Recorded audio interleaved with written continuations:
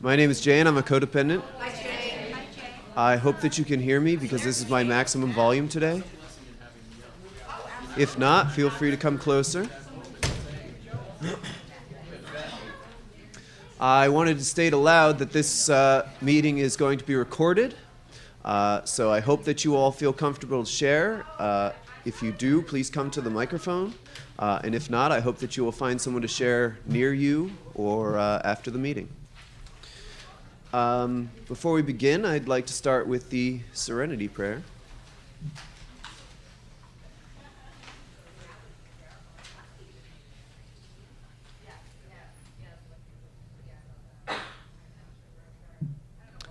God, grant me the serenity to accept the things I cannot change, courage to change the things I can, and the wisdom to know the difference. Thank you. Before we get too far into this, I want to point out that the handouts are not as I intended them. They were designed to be a booklet, but unfortunately the second pages got put upside down. So I want to guide you through numbering them. So the very first page is easy to find because it has a big title and a blank sheet next to it. So this is pages 1 and 8.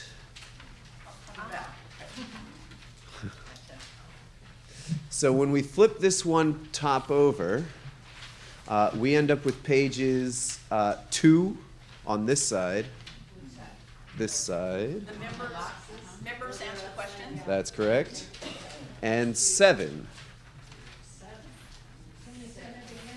I can indeed. Once again, the page that has the header is page 1. The blank page is page 8.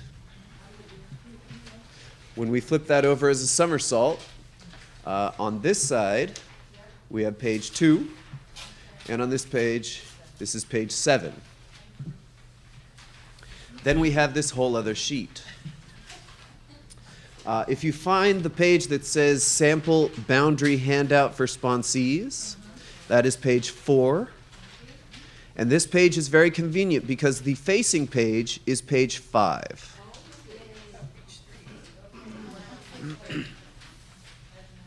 Once again, Sample Boundary Handout for Sponsees is page 4.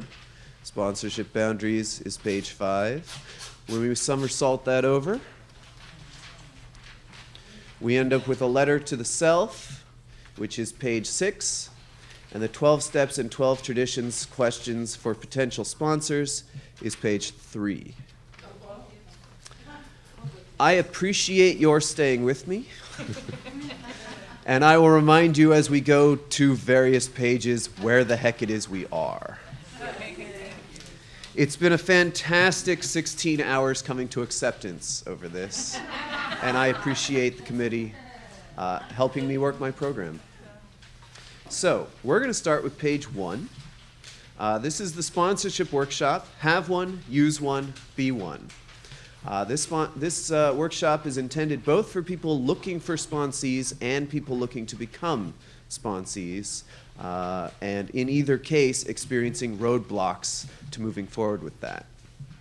I will not be offended if you suddenly realize this is not something you want to do and go find another workshop, but I'm glad if you stay to come learn and help with that. So, at the top you can find my contact information, which I'm not going to read into the microphone.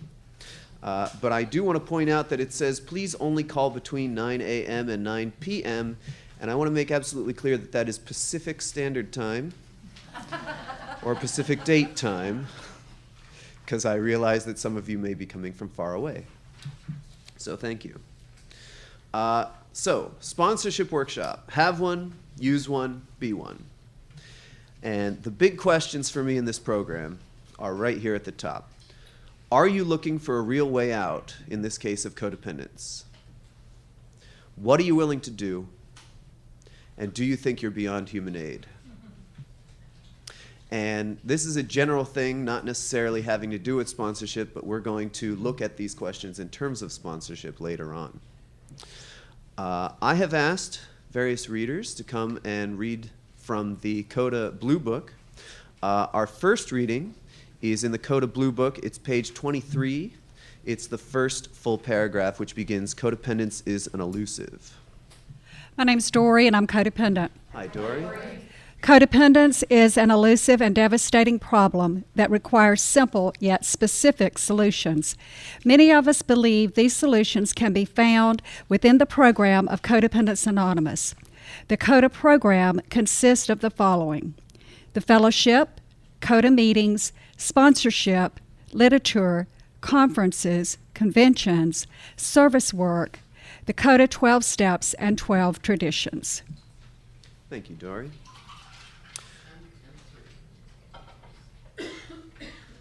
If our second speaker could get ready. I put on the handout in the box a specific little part of what's there in that last reading, what the CoDA program consists of. And so today we're talking specifically about sponsorship. But I wanted to point out that I love the very first paragraph of Chapter 3 because it tells me exactly what it is I need to do in order to work it. May we please hear our second reader, which comes from the Blue Book, page 8. And I apologize, that's actually the beginning of the end of page 7 onto page 8. I used the small Blue Book. Turns out they are not perfectly aligned, and that's okay. Page 7, hi, I'm Lisa, I'm codependent. Hi, Lisa. The Fellowship of CoDA. The road to recovery is filled with fellowship. The people of Codependents Anonymous became our dear companions on our journey. Where we may have felt isolated and helpless, we now feel friendship and strength. One of the program's greatest blessings is this journey we take together. We try to understand and support one another. We're able to renew our trust and faith in humanity. We see growth in people who work the program and look to the Fellowship of CoDA for support.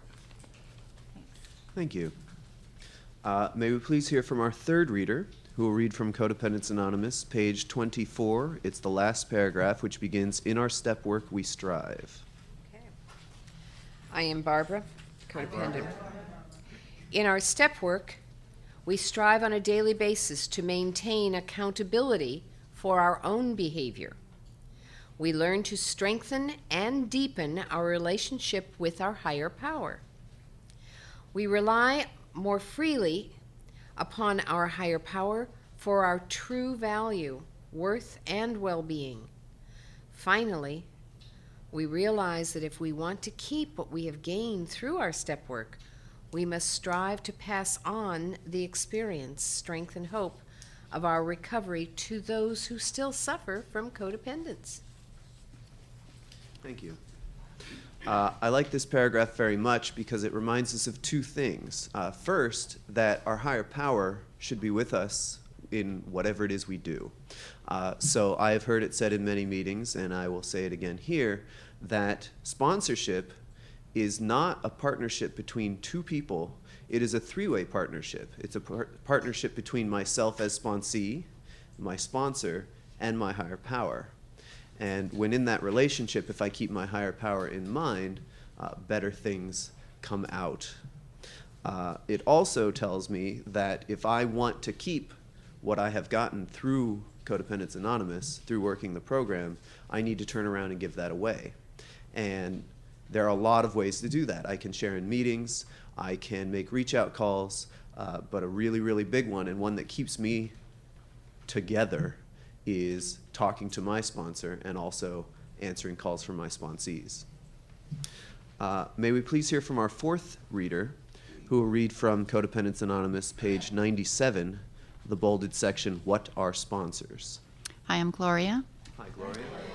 What are sponsors? Sponsors are people within the CoDA program who help guide us through the 12-step recovery process. These people are recovering codependents whose personal recovery is their first priority.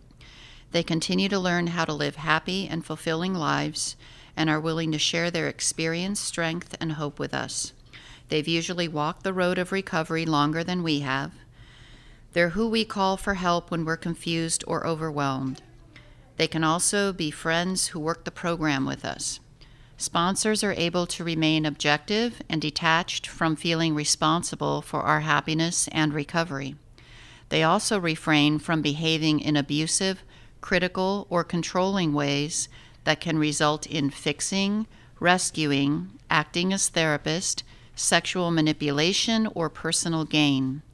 Sponsors are role models for recovery, sources of loving support, and respectful of our anonymity and individual pace in working the program.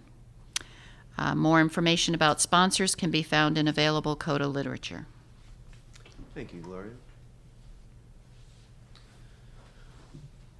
I think that's a fantastic paragraph. There's so much in there that I can't keep it all straight in my head at once.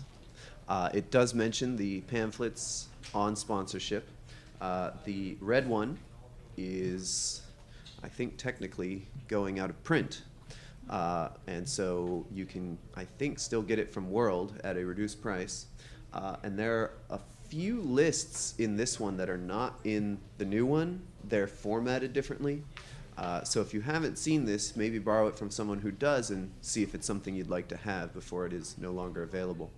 The green one, Sponsorship, What's in It for Me, is kind of what this workshop is based on. And if you don't have it, I think it's a fantastic read. Much like the Blue Book, it outlines what sponsorship is, it outlines what being a sponsee is, and then it also has some personal stories at the end. And I get a lot out of those personal stories at 3 in the morning when I'm afraid to call other people.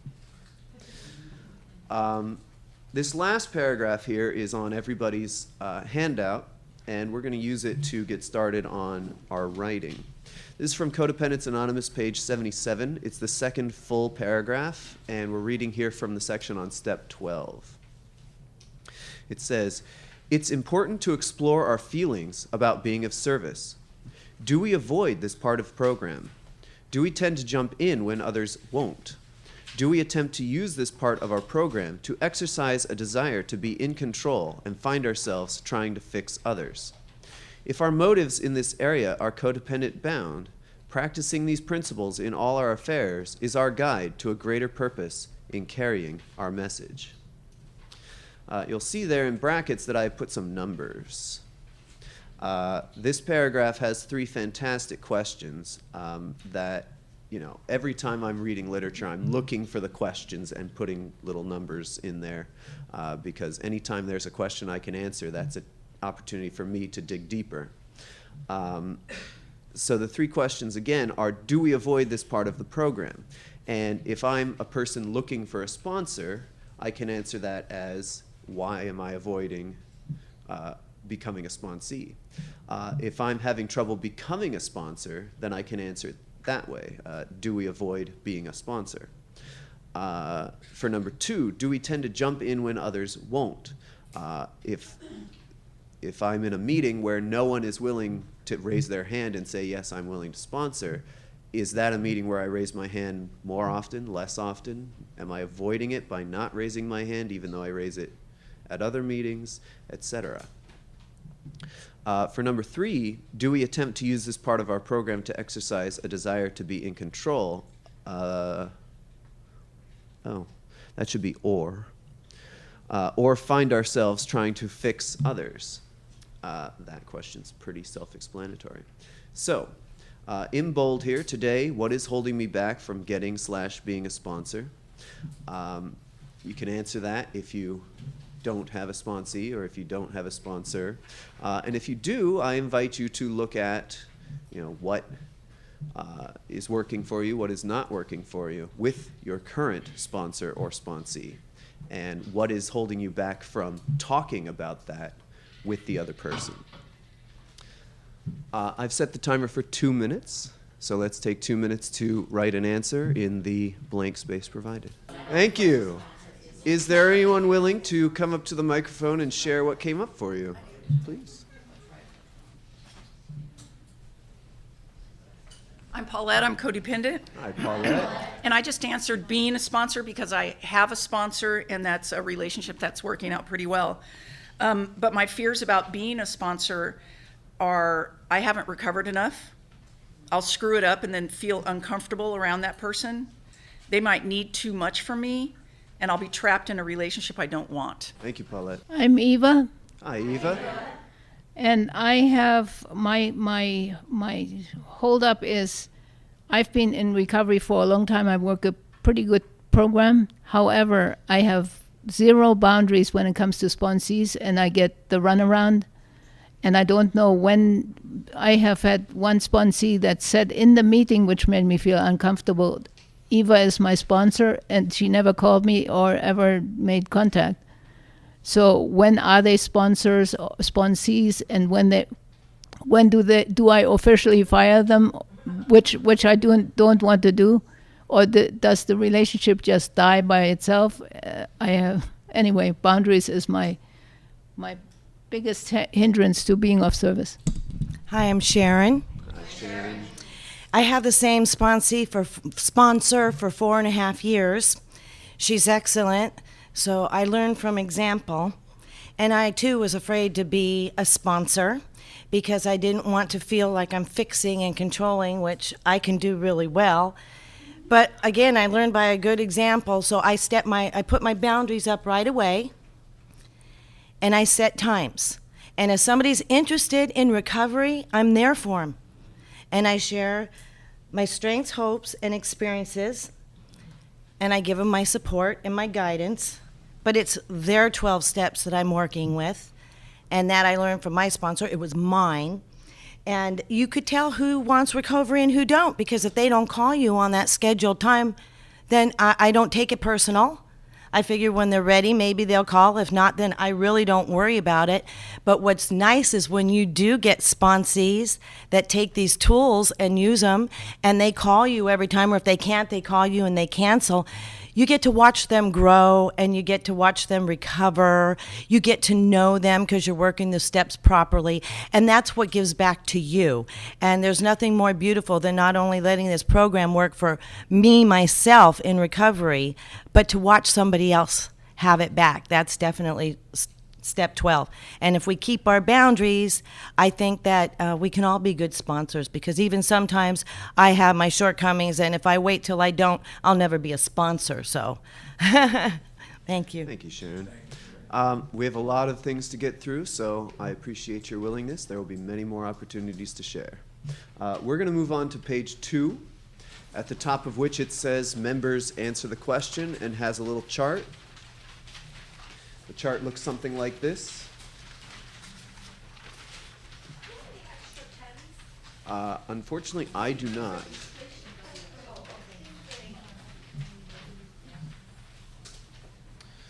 All right. Now, when I made this chart, I thought to myself, this will be plenty of paper. It may not be plenty of paper. So if you have very large writing or anything else, a lot to say, and you want to use a separate sheet of paper, I encourage you to do so. We have here a chart. For those of you listening on the CD, it is divided into 4 quadrants. In the top left, it says, why is sponsorship important? In the top right, it says, what roadblocks keep me from sponsoring/having a sponsor? In the bottom left, it says, what benefits have I seen to having a sponsor or in having a sponsor? And in the last quadrant, it says, what benefits have I seen in being a sponsor? It was very difficult to phrase these questions in such a way that it would encompass both people looking to be sponsors and looking for sponsors. So I hope that you will feel free to improvise and do what your heart tells you to / your higher power tells you to. I saw it used very usefully in the last workshop I was in, so I'm going to try it here. Let's just have some call out. Is there anyone willing to write on the whiteboard? Thank you. Well, we'll see what happens.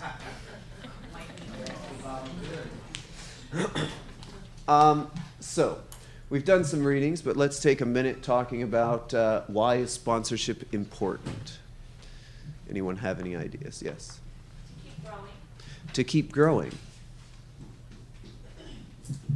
To bounce your bright ideas off of. To bounce your bright ideas off of.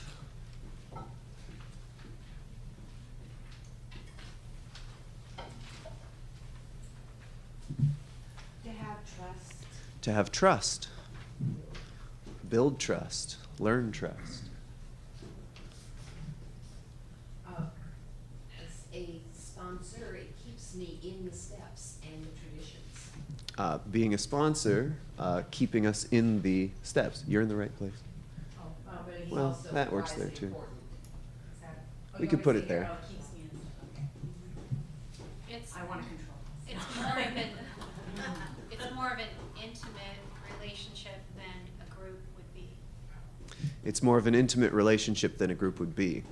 And that's one of the most important ones to me is this is really where I learn to be in a relationship. I find that my sponsorship relationship, I end up having some problems with boundaries and that sort of thing, and it teaches me to have those relationships outside of it. And you know, we always talk about your sponsorship relationship should not be romantic, but there are so many things I learn in my sponsorship relationship that I can apply to my other types of relationships. Yeah, the connection is where the spirituality of the program lives.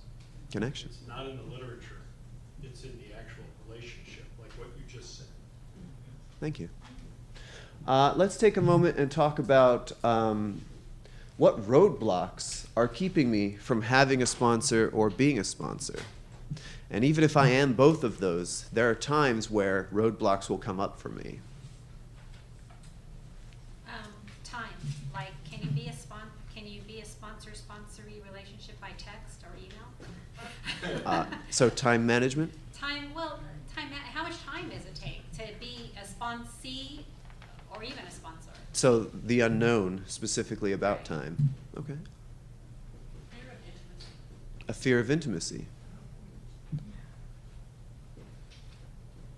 Fear of being controlled.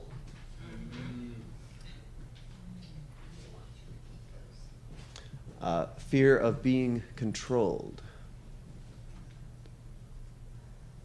For me, it's avoiding myself, avoiding intimacy with me. Fear of getting a sponsor because I don't want to get intimate with myself. Fear of getting a sponsor because if I work the steps, I'll have to become intimate with myself. And fear of intimacy in that way. Thank you. Now I just lost my train of thought. Would you like me to come back to you? The fear of fixing. Fear of fixing another person. I've always been controlling. I'm not worried about them controlling me. I'm more worried that I'll control them, want to fix it, and just take over the whole thing. That's what I wrote about today. Fear of fixing other people, controlling other people. Fear of failure? Yeah. Fear of failure and perfectionism. They might leave me. Fear of abandonment. Going a little fast for the writer. I see your hands.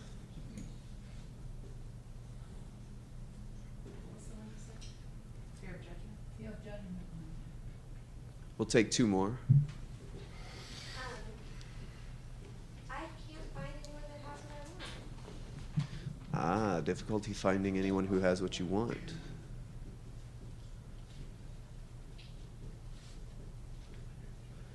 And right up here. Fear of the sponsee not working through all the steps. Fear of the sponsee not working through all the steps.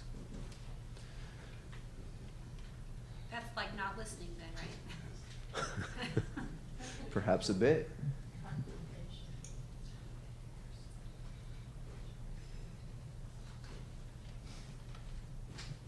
So the reason I put this quadrant second is because, for me, most, if not all of these have to do with other people. Okay? I don't become a sponsee for other people. I become a sponsee for my own recovery. I don't become a sponsor for other people. I become a sponsor for my own recovery. So let's take a look at these last two. And will it be okay with you if we go back and forth, or would you like us to stay in one and then move to the other? I'm good either way, like, just tell me which box you want me to write it in. Okay, Is that what you mean, like, I'll write some here, back and forth? absolutely. Do you have a preference to express? Whether we go back and forth or stick to just one? No preference, I'll do. Okay. Let's see how this goes. Tell me what to do. So the two questions are, what benefits have I seen to having a sponsor, and what benefits have I seen to being a sponsor? And if you feel that yours goes in both, we'll just draw an arrow. All right. Yes? Both sides connection. A connection. May I paraphrase that to learning tools? Learning how to use the steps. How to use the steps. Yes. Okay. And don't be afraid to think about people who have sponsors and what you've seen in them, and those who are sponsors and what you've seen in them. Yes?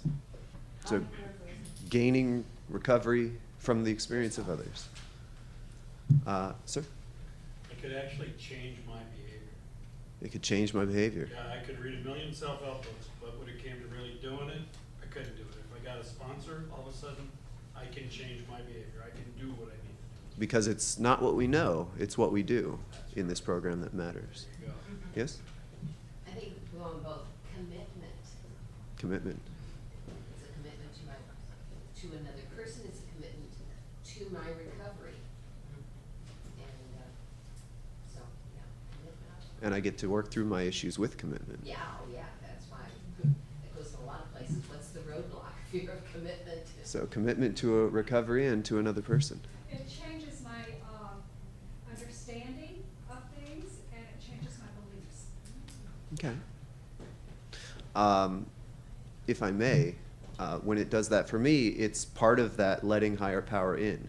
The book talks about, and many other spiritual texts talk about, when we have more than one person and we allow God in, that's where the group conscience comes in, where the higher power, where the true learning comes from. Where the spiritual awakenings occur. And the spiritual awakenings occur. Thank you. All right. If you want to write these down, that's fine. I've noticed people using digital devices to take pictures. We're going to leave this up here so you can reference it throughout the rest. Let's find page 3. Thank you very much for your help. Page 3 is on the second sheet. And it is right here, the 12 steps and 12 traditions, questions for potential sponsors. This is page 3, and once again, the 12 steps and 12 traditions, questions for potential sponsors. Now, not only do we not have enough time to do this, but I can imagine it could be overwhelming to see this many words on a page. I just want to point out this tool. What I've done here, and what any of us can do, it says these questions have been adapted from the green workbook, that's the 12 Steps and 12 Traditions workbook of Codependents Anonymous. In many cases, the only change is replacing others with sponsees or sponsor. If interested, one could easily continue to adapt other steps and traditions, or you could use it for anything else that's troubling in you in your life. So I'm just going to pick a couple. In step 1, in what ways are you powerless over your sponsee or sponsees? Do you have any power as a sponsor in a sponsor-sponsee relationship? How can I stay present within the relationship with myself and my sponsee? For tradition 1, how does sponsorship promote our common welfare? How does sponsorship increase CoDA unity? How could being a sponsor help me to learn to listen, to open my mind and my heart, and to make room for a higher power? And there's many more. And again, this is just reading the green book line by line. Every time it says others, just putting sponsees. And, oh, well, that's a good one. Start writing. So if any time you get completely bored with me, there's something here for you to do. The next page is on the other side. And this is page 4 and 5, and they're together. And I'm very glad that they worked out that way.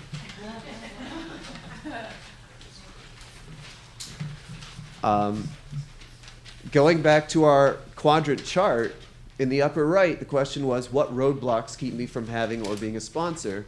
And we discovered that a lot of that comes from other people. I'm concerned about what other people will do, say, think, feel, etc.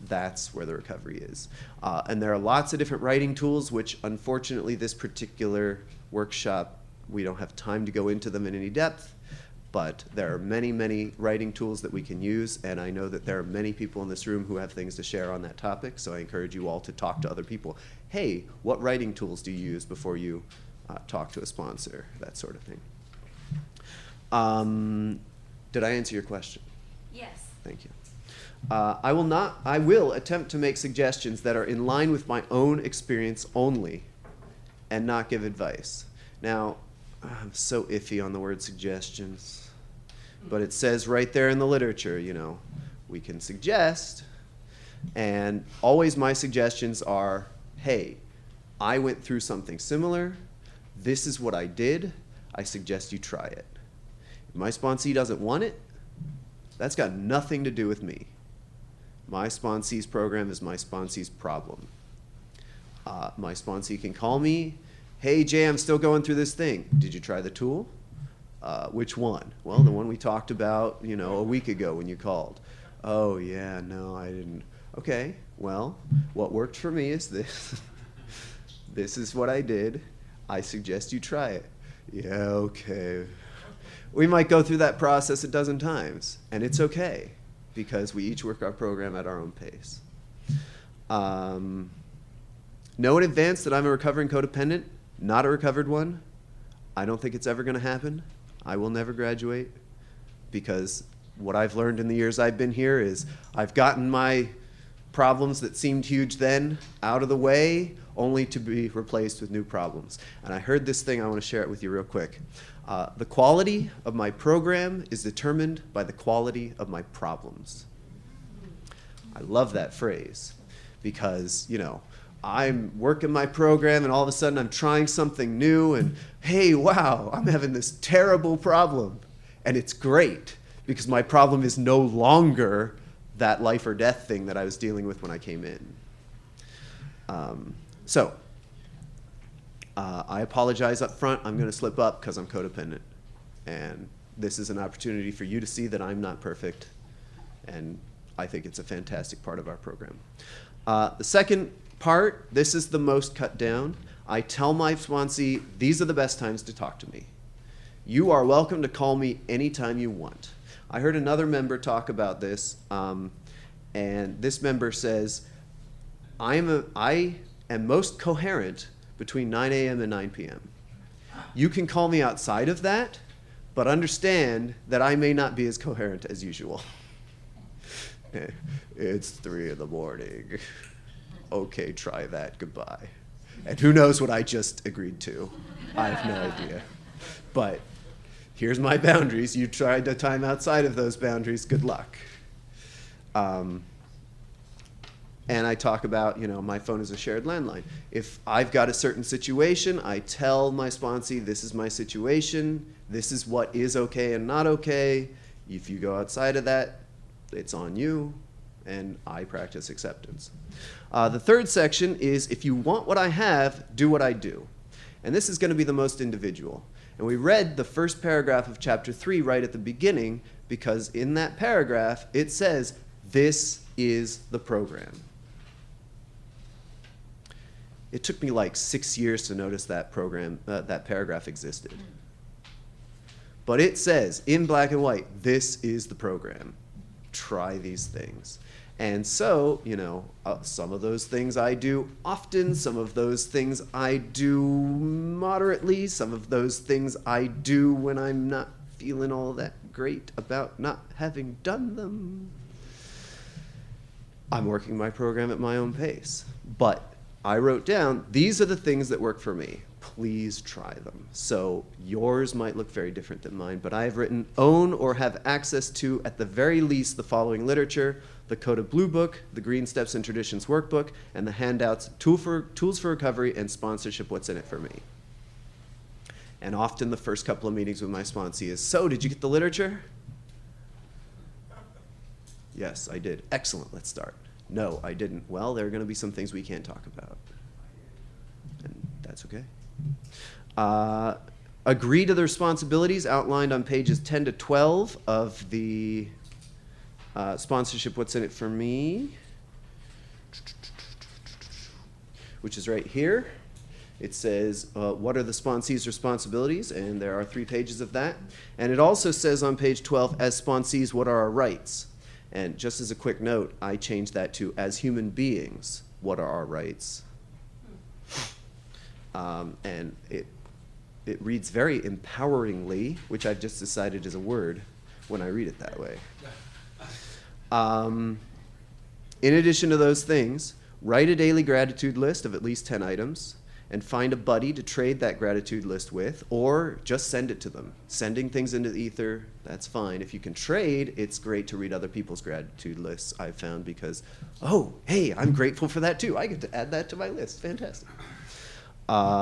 Make at least one reach out call to a CoDA member following the sponsorship guidelines per day in good times and bad.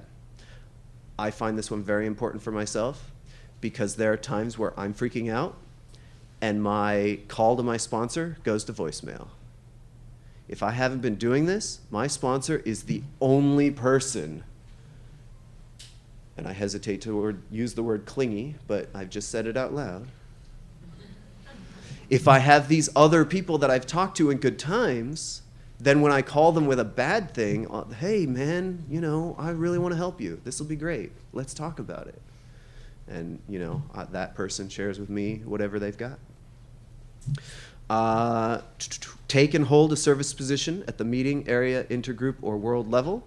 It is suggested that service proceed in that order over time. And so if I've got a brand new person, let's talk about world when you're ready. Let's talk about in the meeting right now. I started as phone list person, and in my codependence, I thought to myself, the meeting can't go on unless the phone list is there, which got me to the meeting. Nobody even noticed when I wasn't there. Well, I'm not going to say that. Some people did notice, I think, but anyway, it would have been okay, is what I'm saying. And the last thing is the sponsorship relationship inventory. This is talked about in the sponsorship booklet. It's suggested that sponsors and sponsees reevaluate the relationship from time to time. You know, we start the relationship with, this is what's going on. I do this, I try to do this every 6 months. Sometimes I don't realize it's been 6 months, so it becomes 8 or 9. But, you know, every time I need it, this can be initiated as well. And this is where we talk about, hey, you know, this boundary isn't working for me. Well, this is why I have the boundary, and if the boundary is seriously not working for you, then I encourage you to find another sponsor for whom that does work. And I wish you luck, and I have no hard feelings for you. I hope that you know, get what you're looking for. But often it comes down to, yeah, how's it going? Well, this is great. Okay, cool. It's great for me too. What's next? And that's okay too. So, also, there's a bunch of extra stuff in sponsorship, what's in it for me. I've talked a lot. I'm going to stop. Right now, on the facing page, you can see, this is page 5, it says sponsorship boundaries. What boundaries might I set to help me overcome my hesitation for myself and or for the relationship? We've got all these roadblocks up here on the board, and I imagine that there are some that you have written down that aren't up here on the board. The key for me is finding a boundary. So there's a whole page here. Feel free to write out your own handout or just write a specific part. After about 5 minutes of writing, we're going to break up into very small groups and we're going to share that. If there's a part you don't want to share, you can put a star next to it. I'm sure you have tools for this. Shall we begin? I'm going to set the timer for 3 minutes, and if you have something you'd like to share with the entire group, I invite you to come up to the microphone, tell us your first name, and what you discovered. I'm just going to set the timer, so when you're done, have a seat. If you want to be next, come form a line. That way we can get the most people in this short amount of time. Hi, I'm Angel, codependent. Hi, Angel. Okay, so I'm going to be really honest here. I want my sponsor to be someone that's ahead of me. And when I listen about people that I know are sponsors in the several groups that I go to, I look at them and I say, but they're not fixed. So I don't want what they have, so how would I want them to be my sponsor? That's just honest, so. Thanks, Angel. When I first went to my meeting, there was nobody there that I would ask to sponsor me. And it was partly because they weren't doing the program themselves. So the first time I went to convention, I saw a little cutie pie just do a little speech. And later, I asked her, you don't have to have somebody in your meeting in your group. And so my sponsor didn't even know who I was because she didn't remember me for the first year. But when I did see her again, she knew me very well. And I knew who she was. And like I had said, she's a very good sponsor. And we are in need of sponsors for men and women. In my group right now, I am like it. So that's why I went to TVCC meetings and I tell people, my group, here's a list of male sponsors, here's a list of female sponsors, and at least because so many people aren't doing the 12 steps and getting a sponsor. So I wanted to mainly let people know that sponsors don't have to be in your meetings. And when you sponsor people yourself, if they're interested, then it just works, it falls into place. If they're not, don't take it personal. They're not ready to recover and it's not about us. Thank you. Thank you, Sharon. I really liked the setting boundaries in the beginning to know, so we both know what to expect from each other, and that takes a little bit of the fear out for me. Time to call, the time to get together, and if you don't call me, here's what happens. Another thing that helped me overcome my hesitation is the opportunity to learn simultaneously detachment and connection, which are two things, especially connection is something that I desire over many, many things. Thank you. Barbara here, and I know I am codependent. Something that this list has on it that I have, and I do a lot of these things on the boundary handout, but what I haven't done is establish a 6-month relationship inventory and initiate that. And because what came up to me sitting here writing about that was, takes me back to my marriage. Oh my God, if we talk about our relationship, he might leave. You know, so I get to practice that with sponsees. Thanks. Thanks, Barbara.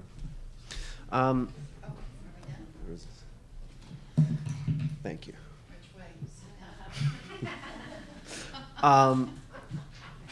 So we're quickly running out of time, and I want to get through a couple of things. The next page is on the back of what we've just been writing, and it says letter to self. Now, I invite you to do this outside of this workshop. What it says is write a letter to yourself. Depending on where you are currently, encourage yourself to find a sponsor, get a new sponsor, become willing to sponsor, reaffirm your commitment to sponsorship, conduct a sponsorship relationship inventory. You could also write a letter to your higher power asking for strength, willingness, etc. So it says, dear blank, comma, and the rest of the page is blank for you. I encourage you to find some time over the next week or so to fill that out. The next page is back on the first page, and it's the one that says, we labeled it page 7 at the beginning. It says Codependents Anonymous 21 at the beginning in italics. Yes, page 7. It says, Codependents Anonymous, page 21, second full paragraph. To keep our relationship with our higher power in perspective, we find it helpful to prioritize our relationships. Our relationship with our higher power must come first. Once we establish and begin to develop this relationship, we're better able to develop one with ourselves. As the relationships with our higher power and ourselves gain in strength and balance, we begin to heal and develop loving relationships with others. When we accept a healthier priority for our close relationships, we allow our higher power to work in our lives.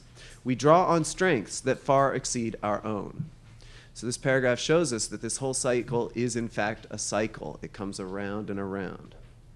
As we continue to strengthen our relationship with our higher power throughout our recovery, our overwhelming tiredness, depression, anxiety, despair, and hopelessness are replaced with an increasing strength and resiliency.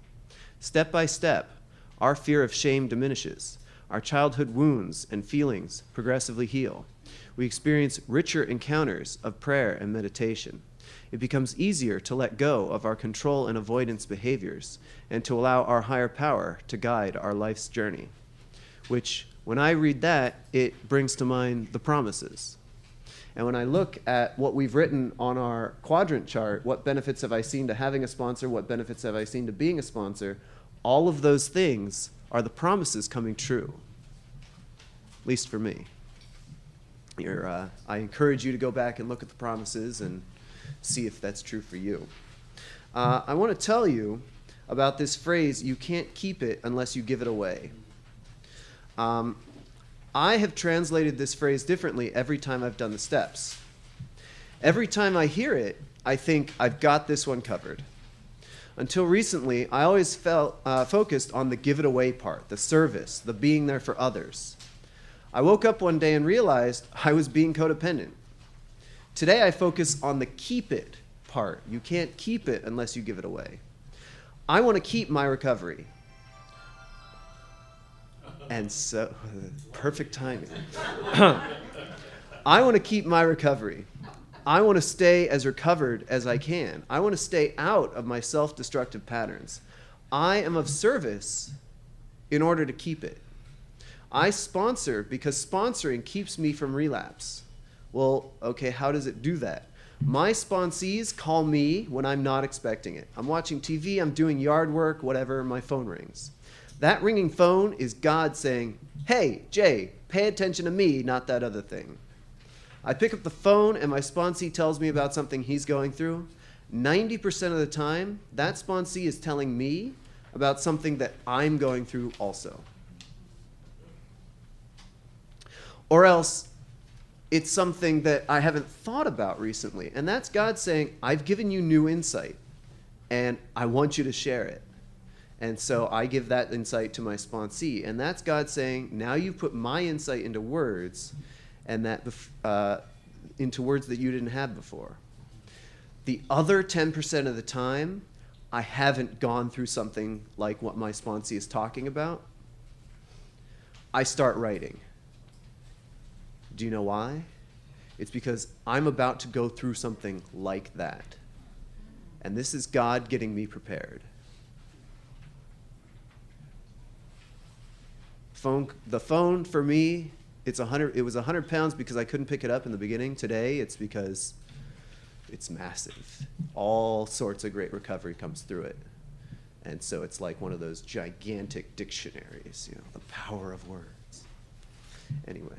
To recap, my sponsees are of service to me as much as or more than I am to them.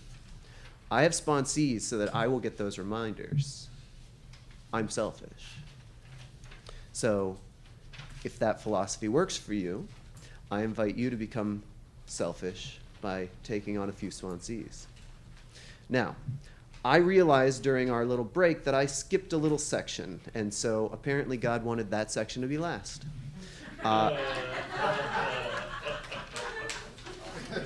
It's on page 2, which was this chart. And at the bottom it says types of sponsorship. Now, I don't have much time, so I'm going to go through this fairly quickly. The literature talks about several types of sponsorship. And I feel blessed that at one time or another throughout my working of the program, I have done each of these things. When I first came to program, I started with not a type of sponsorship, which was I didn't have a sponsor. I didn't have a sponsor for a while. And I would go to meetings and I would hear what other people had to share, and I even started going into a step study, still didn't have a sponsor, and I thought it was working great. I look back on that time and I used to think, I didn't know what I was talking about. Old me was a jerk, blah, blah, blah. Today, I look at it slightly differently. I don't think I was prepared for the sponsorship relationship at that time. And when I finally did get into co-sponsorship and sponsorship, I had what I needed, which for me was the ability to start labeling my feelings. Because I was able to relate to all those codependent characteristics. But when somebody said, "How are you feeling today?" I was like, meh. It was always, meh. Somebody just died, meh. You just won the lottery, meh. Like, that was my emotion because I had stuffed it down. I was not feeling my feelings. And so I felt I needed that time because, you know, projecting, I imagined myself working with a sponsor and not knowing what the heck my sponsor was talking about. I don't know if that's universally true. Maybe, I don't know. But out of my step study, we started with like 12 people. And by about step 3, we were down to 6. And by the end of step 4, we were down to 3. And by step 8, it was me and one other guy. And we just kept doing it. And so we kind of became a de facto co-sponsorship. And there were some really great things about that relationship, but ultimately he and I had the same amount of time. And so I would call him and he would be able to say, well, you know, this is what I would do.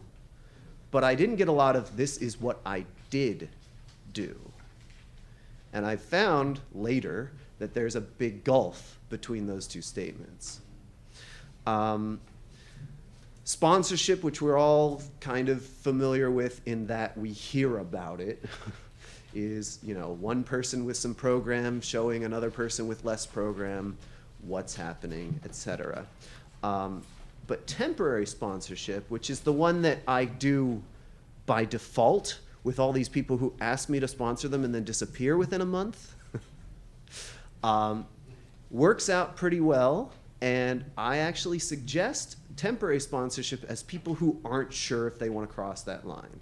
Because temporary sponsorship is, I will sponsor you for X amount of time. My big fear at the beginning was, as was voiced by someone earlier, what if I get into a relationship that I no longer want to be in? I don't know that I have the tools to get out. Temporary sponsorship puts a shelf life on the thing. It puts a sell-by date. It says this expires on this day. And at that time, I can just say, well, that was fun, if I want to. But if it turns out to have been a great thing in my life, I can say, how do you feel about another month, 3 months, 6 months, and keep it temporary. I've heard of temporary sponsorship relationships that are going on 10 years. It's okay. And quite frankly, I could die tomorrow, so all my sponsorship relationships could be temporary. So it's okay. If it helps you to call it temporary, do it. Do what works for you. The other thing I want to talk about, because I heard some people talking about it, is multiple sponsors. Now, I heard about this through Northern California. I think it's the Sacramento area. They talk about the power of 5, having 5 sponsors. And when I heard about that, I thought it was crazy. Because if I'm just going to call people until I hear the thing I want to hear, I might as well just go with my best thinking and find out how that works out. But that's not what they're talking about, I think. I haven't talked to enough people to know what NorCal thinks, but my new understanding of multiple sponsors is, hey, I see you working really well in your relationship with your wife. I would like more recovery with my wife. Can I call you when I have those specific issues? Hey, you work great service. People do crazy things to you in meetings and you look serene, it's all good. Show me what you've got. I can go to different people who have different parts of what I want, even if I think some other part of their program sounds like crazy talk. Because I'm here for the tools. Ultimately, and this isn't written on the sheet, I drive my program. When I first heard about sponsorship, I thought my sponsor was going to, all right, do this. All right, you haven't done this, it's time for punishment. Turns out that was my dad, not a sponsor. That was my teachers, not a sponsor. I drive my program. I practice self-forgiveness for myself or not, and I work through that. I figure out my relationships or not, and I work through that. My sponsor is somebody I go to get myself out of my head. My sponsor is the person who brings me the tools. And the best part about this is it takes so much pressure off of me. I don't have to be perfect. And so I can do the best I can with where I am today, right now. So there's that. We have 3 minutes left. There's technically a question and answer time of apparently 3 minutes. So unless, we'll do a group conscience. We can end 3 minutes early, and then you can come to me and ask whatever individual questions you want, or we can take 3 minutes, answer questions, and with the understanding that if you need to leave, you can leave. So the first option was, let's just close. Okay, and the second option was, let's do questions until it's time to just, okay, great. So if you voted for the first one and you want to go, I wish you well, and I hope you have a fantastic day. Now, I don't have any answers. I have my experience, and if I don't know, I'm going to open it up. So, are there any questions? Yes. The question is, if I'm a sponsee, what are some tools I can use to deal with my sponsor when my sponsor isn't bringing God into the relationship? I had an experience very much like this. I am in a profession where I deal with people where I must judge them. Okay. See how I kept that anonymous? It might be confusing, but we'll just work it. And I had to decide whether this person moved on to the next level or stayed behind, and it meant an entire year of work for that person. And so, well, they did this and they kind of did that, but it was all at the last second, and I don't really know whether that was the best. I called up my sponsor, because that's what I do. Hey, sponsor, this is what happened. And he talked for 15 minutes about this moment in his life and said these things. And hearing what he said, I heard in his voice that he was a little triggered. I heard in his voice that he was speaking as the past version of himself. What's interesting is, from that, I knew what I needed to do, even though it was the opposite of what my sponsor was telling me to do. And I filed that away. Okay, no more talking about this sort of thing with this sponsor. Luckily, I've got the power of 5, and I can find somebody else to talk to about those things. So what tools can I use? Hey, sponsor, we'll call sponsor Bob. Hey, Bob, I felt very uncomfortable when you exhibited this behavior, and I would feel more comfortable if this. And, if I have done writing, I will have something to put in that last blank. If I've been doing my reach out calls, I have other people to talk to when I have issues with my sponsor. Whereas if I didn't have those people, I would, still be clung to my sponsor. And now I got to go to this sponsor who I feel is unhealthy to talk about my sponsor's unhealthy stuff. And boy, that brings up a lot of anxiety. Reminds me of the one time I said no to my dad when I was a kid, which didn't work out very well. Does that answer your question? Yes, thank you. How do you decide when you've got a new sponsee walking up to you whether he or she should go the temporary path or the sponsorship path? If I'm just starting sponsorship, I might tell everybody this is going to be temporary. And, the thing about my sponsees, I've had maybe 8 or 9 sponsees over the last number of years. I have 1 right now, and most of them disappeared before step 1 was over. So again, a lot of sponsees are going to end up being temporary. I have yet to have a sponsee go all the way through the 12 steps. And it's okay. Once I feel comfortable with my own boundaries, and I usually feel comfortable with my own boundaries by testing them out in real life, by being a temporary sponsor, I can suddenly get the confidence, yeah, I'm gonna sponsor you, end of story. And the most important thing I can do is trust that my higher power has it covered. My higher power never gives me more than I can handle. So if it's happening, my higher power is saying, this is okay. And we heard that from the speaker last night, Hey, you've been in program a bunch of time, here's this new thing. I know you can do it. All right, you got through that, here's this next thing. I know you can do it.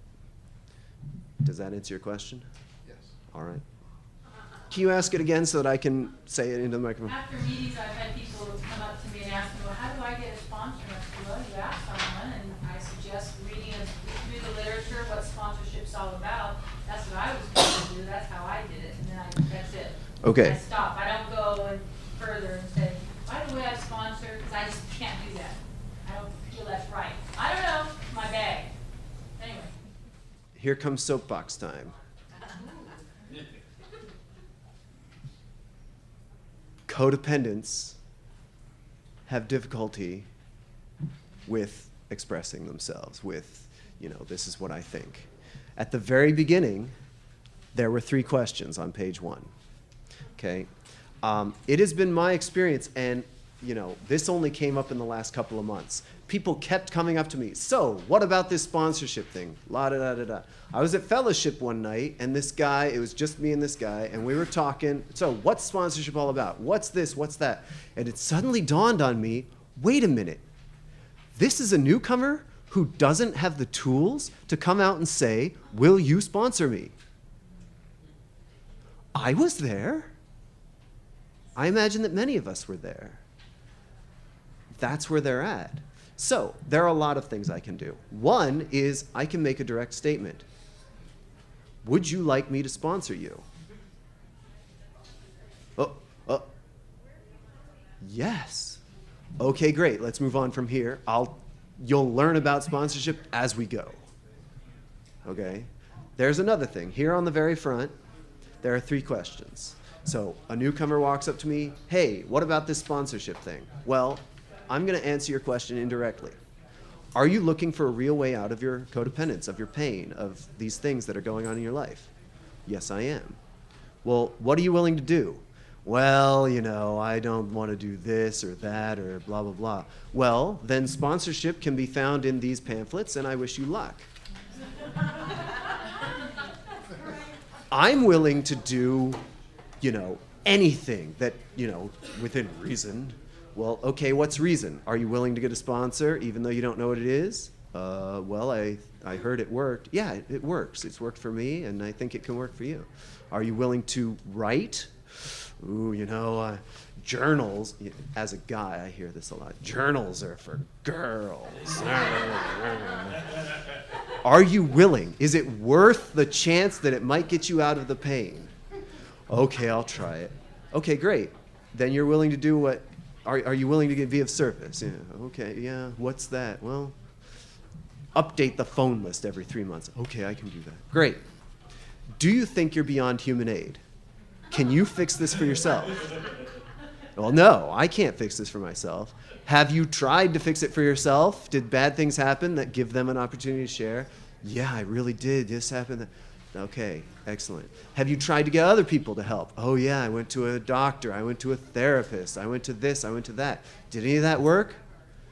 Dude, I just showed up to your meeting. Okay. So do you think you're beyond human aid? Yes, I do. All right, you're ready, let's go.